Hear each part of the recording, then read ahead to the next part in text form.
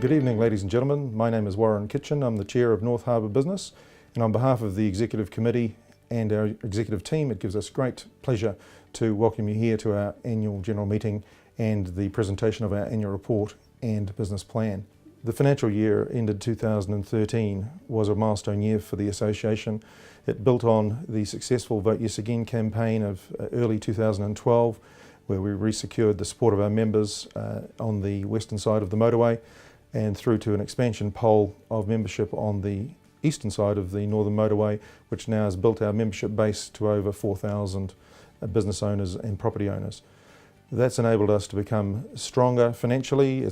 We've become financially independent now, and we still retain the fantastic key stakeholder support and sponsorship support, which actually funds our operation as well.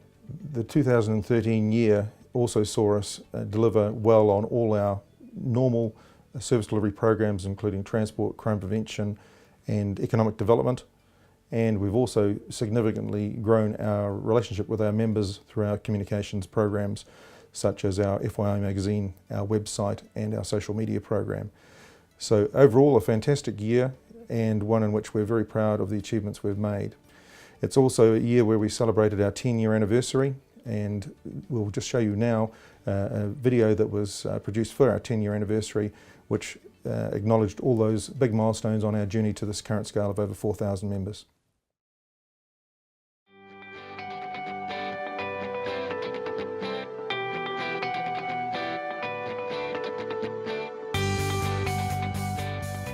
In 10 years, we've come a long way from just a few voluntary members all the way through to over 4,100 members in our last count. We are an economic hub. People don't realise how important the area is. The property values alone are worth $2.5 billion. The last 10 years have been crucial to us, and the next 10 years will be too.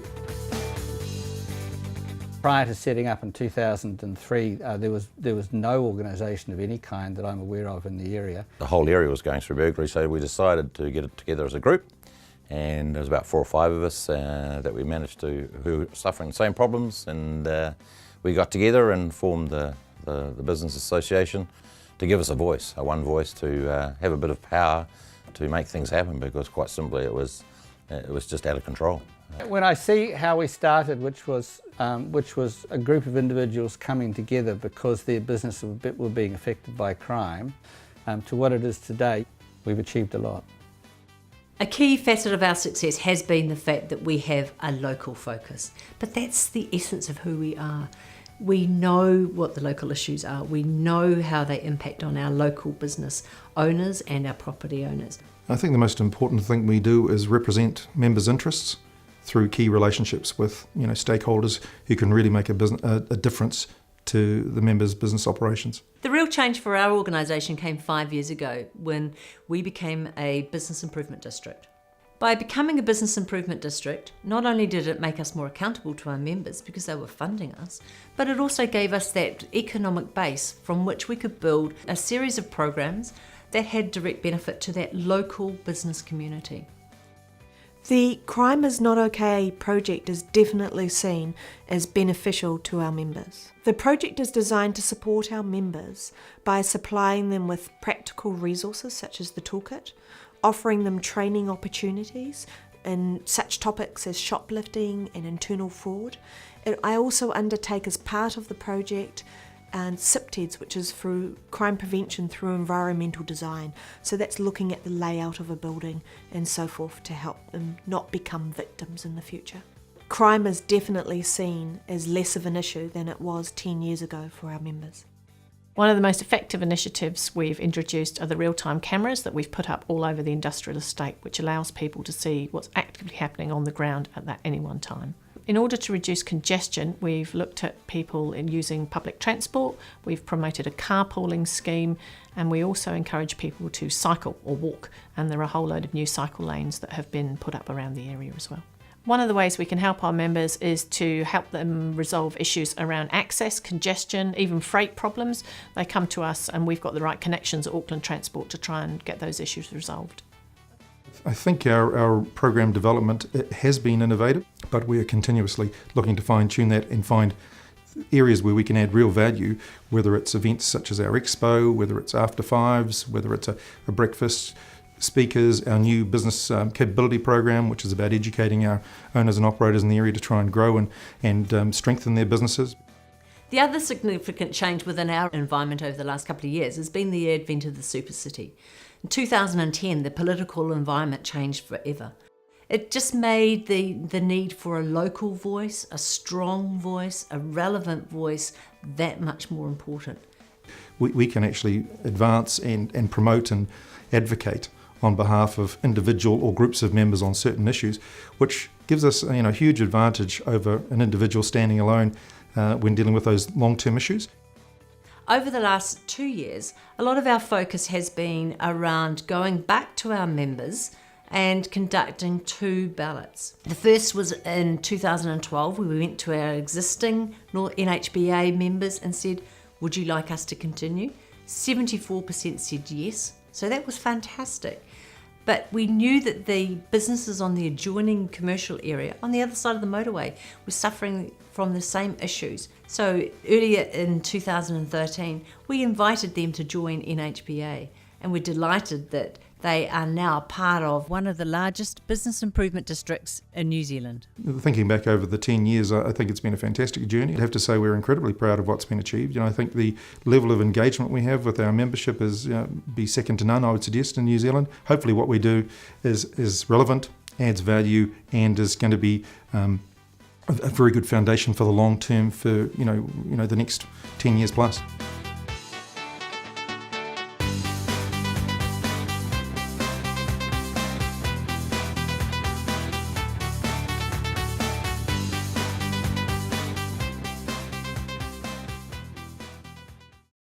It now gives me great pleasure to welcome Janine Brinsdon, our General Manager for North Harbour Business. She's going to highlight the key achievements over the year ending in 30 June 2013.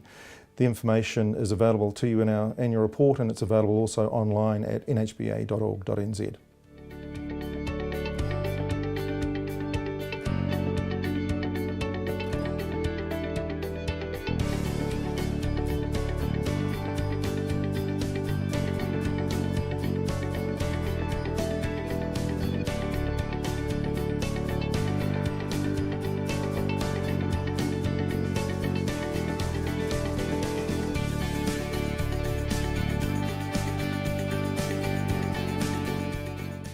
I'm delighted to report on the key operational achievements over the past 12 months, which continue to build on the gains made during the previous year and in fact the past 10 years. None of these would have been possible without the significant support of our key stakeholders, so thank you very much. All significant KPIs have been achieved. Incidents of crime have reduced a further 9% against last year. Overall traffic counts have dropped by 5%, despite an increase in employment across the bid of 4.8%. Opportunities to network and to gain knowledge from key business speakers have grown by 17%, attracting over 500 local businesses during the past 12 months. The impact of our annual Business Expo supports the significance of effective local business connections for our members. All of these programs are supported through our internal and external media program to ensure all are aware of the support Nhba offers.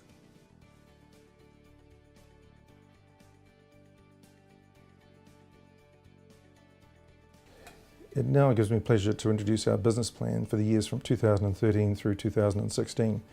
The years from 2013 through 2016 mark a time of consolidation for the association.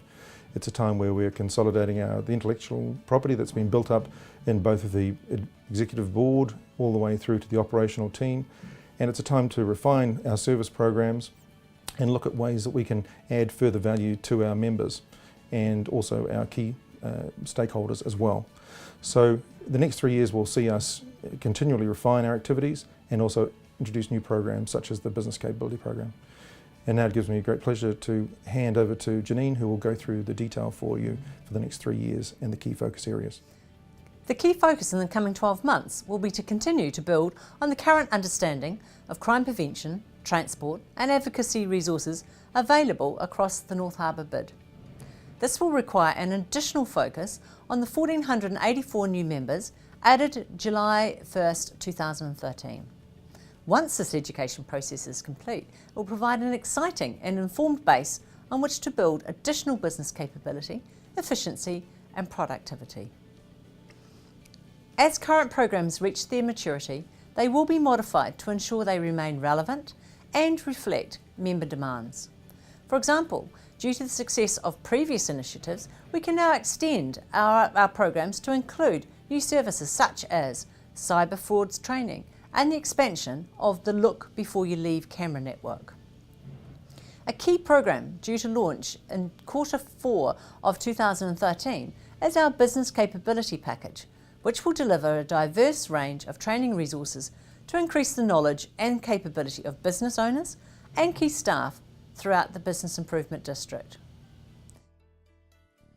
My thanks to Janine for her summary of the key focus areas for 2013 to 16, and my thanks to our members for your support over all the years and especially in the years to come. And now we ask for your support for the business plan and approval to proceed as we've planned in our documentation, which is available in both hard copy and at nhba.org.nz. Thank you.